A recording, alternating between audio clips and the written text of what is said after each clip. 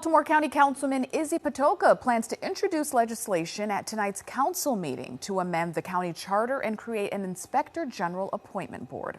The Baltimore County community reporter Stefan Dingle tells us what this all means and who would serve on this independent board to appoint or reappoint the county's top watchdog. It is not an advisory board. It is not an oversight board. It is an appointment board.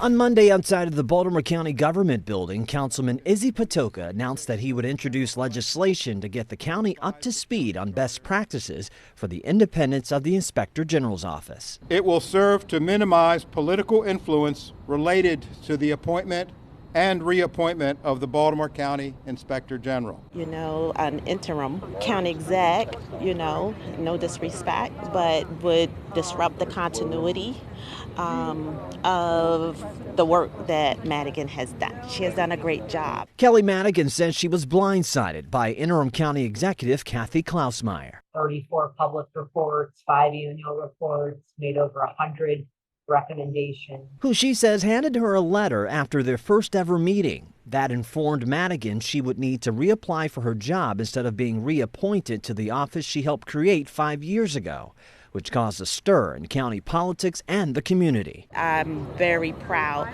of Councilman Patoka for his courage to introduce this legislation. People are concerned as to how this process has been laid out, and clearly I've been on the record saying I support the reappointment of Kelly Madigan. Because saying you have an Inspector General that's independent but keeping her under the watchdog of an elected official, that's not true independence. That was Baltimore City Inspector General Isabel Cumming, who WJZ spoke with in early May.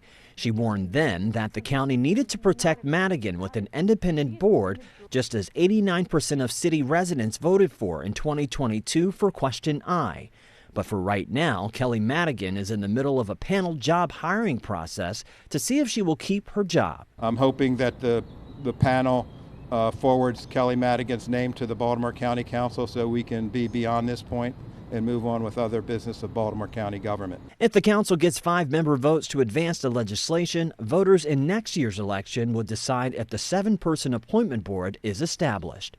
On your corner in Towson, I'm Stefan Dingle for WJZ. Stefan, thank you.